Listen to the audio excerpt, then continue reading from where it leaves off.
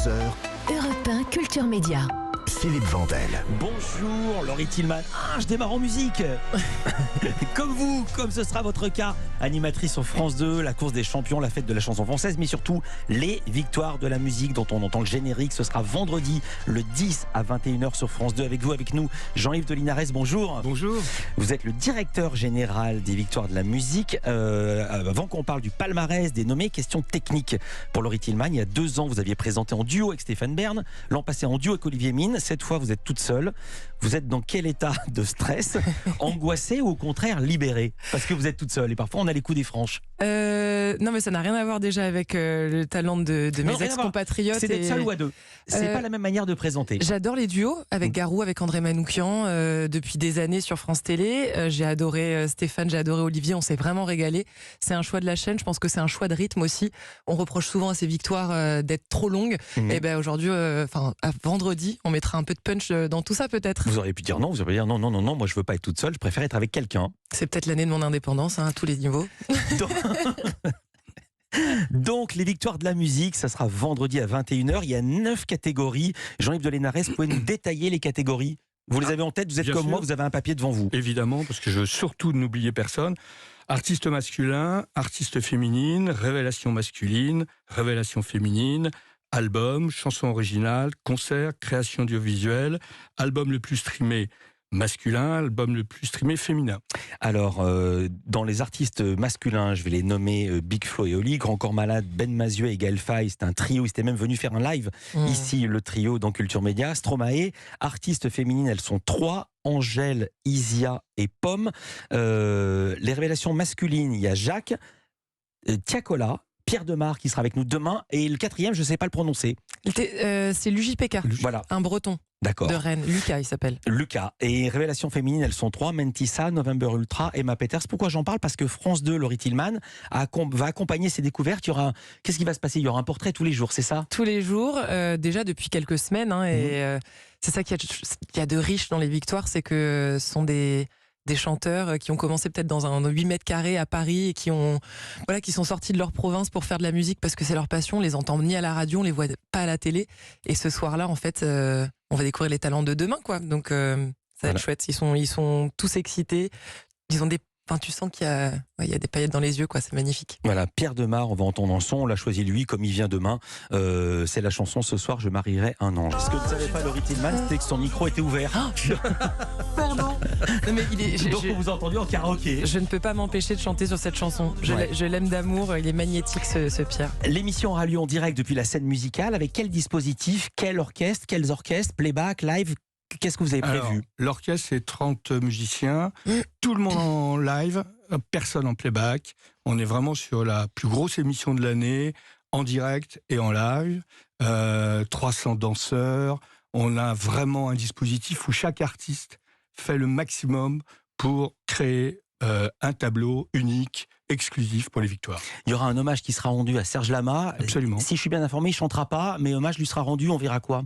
On verra des surprises. Ouais. Philippe, pour l'instant, on est encore en train de travailler dessus. Me dites pas ça, si vous me dites on verra des surprises, j'ai envie de savoir c'est quoi les surprises. Mais on va dire que ça sera très féminin. Les surprises seront féminines. Pas que. Il y aura du cheveu. Il y aura Je peux rien vous dire de plus. de la perruque. Alors, le président de la cérémonie sera Calogero. Est-ce qu'il aura un rôle particulier demain dans la cérémonie, Laurie Tillman? Alors forcément, c'est compliqué de tout vous dévoiler parce que tout est en train d'être ficelé. Là, on est lundi, c'est vendredi et des surprises, il y en aura. Mais vous dire s'il performera au début, au milieu, à la fin, évidemment qu'il y aura de la performance. De toute façon, c'est une soirée de performance unique où chaque artiste et même le président vont se montrer différemment parce qu'il n'y a qu'aux victoires en fait qu'on peut préparer des shows aussi fous. Le président qui avait eu une victoire de la musique, c'était en 2015. Autre catégorie, meilleur album, meilleure chanson originale, meilleur concert. Création audiovisuelle, c'est quoi création audiovisuelle? C'est clip au sens large du terme. C'était les clips vidéo à l'époque que ça s'appelait. Au départ, c'était les clips vidéo, mais ça peut être un film sur un artiste. Voilà, c'est vraiment au sens large du terme. Et puis, les albums les plus streamés en lice sont Angèle 95 et Nino Réfé. L'an dernier, Nino se plaignait de ne pas faire partie du dispositif des victoires. J'ai retrouvé évidemment cette citation du 14 février. J'ai vendu plus de 1,6 million d'albums. C'est à quel moment qu'on gagne aux victoires de la musique? Si vous avez un ami là-bas, dites-lui que c'est pas normal. Alors, en fait, les victoires de la musique, c'est un choix de faire voter les gens du métier. C'est-à-dire que, et les artistes, quand ils gagnent ou quand ils sont nommés, sont ravis d'être nommés par leur père, d'être suivis par leur père, d'être récompensés par leur père. Ça m'amène à la question suivante. Qui sont les 800 votants? Il y a une question dans ma question. Vous avez fait évoluer le collège, les gens qui votent. Alors, on fait toujours évoluer le collège. Cette année, un peu plus fortement que d'habitude, puisque on a transformé 20% des votants, c'est-à-dire on a fait tourner 20% des votants sur les gros collèges, qu'on tend de plus en plus à la parité. Ça, c'est très, très important en victoire. Et on a inauguré un dispositif avec les jeunes du Pass Culture, qu'on va même pousser plus loin, parce qu'on leur permet de venir rencontrer les principaux acteurs de la cérémonie. Ils vont rencontrer le réalisateur, ils vont rencontrer... Voilà. Ce sont des jeunes. Ils vont voter. Ils sont 100 et ce sont des jeunes du Pass Culture. Et une centaine qui vont voter. 100. 100. Et le reste, c'est la profession, c'est quoi? Le reste, c'est la profession. Alors, c'est les éditeurs, les éditeurs, les producteurs de disques indépendants, les majors, les producteurs de spectacles, les artistes, les médias, etc., etc. Alors, cette année, les grands favoris de l'édition sont Stromae et Angèle. Stromae nommé 4 fois, Angèle nommé 3 fois. Beaucoup de Belges, hein? Beaucoup de Belges, Jean-Marc, sans parler de Pierre Demar, qui est belge lui aussi. Isia aussi. On vous reproche aux victoires de la musique que ce soit tout le temps les mêmes. Alors je veux dire tout de suite le sens de ma question. Hier, Beyoncé a reçu 4 Grammy Awards qui portent son total à 32. Personne ne lui dit rien. Non. Personne n'a l'impression que les Grammy Awards soient truqués. En revanche, il y a une polémique. C'était la 37e édition. Le rappeur marseillais, la dernière fois SCH, avait dénoncé la quasi-absence de nomination et de récompense pour les artistes rap, alors que le rap est le plus gros vendeur de l'industrie musicale en France. Que lui répondez-vous? Moi, en tout cas, je lui réponds à lui et aux autres. Hein. À lui et aux autres, qu'on est très éclectique. Là, cette année, on a le JPK on a Tiakola, qui fait du rap. Le JPK aussi, hein, c'est une forme de rap. On a aussi Big Flo et Oli, on a Grand Corps Malade, enfin...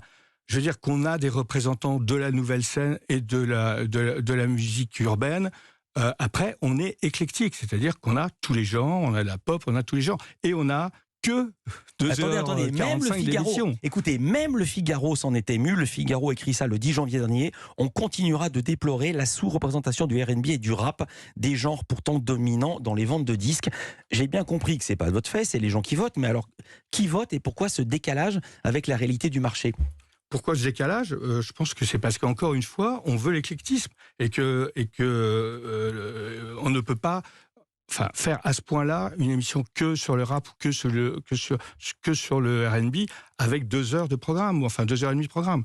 Donc c'est la loi du genre quand on est dans une démocratie et qu'on vote. Pour clore le sujet, vous avez vu qu'il y a une cérémonie des victoires du rap qui va s'appeler Les Flammes, qui aura lieu le 11 mai au Théâtre du Châtelet. Est-ce que c'est une saine émulation pour vous ou ça vous énerve, ou les deux à la fois? Non, pas du tout. Je trouve. Alors moi, je vais vous dire, à titre personnel, plus il y a de musique à la télévision, mieux je me porte. Donc de toute façon, bienvenue à tous ceux qui peuvent avoir envie d'exposer de la musique, quel que soit le processus.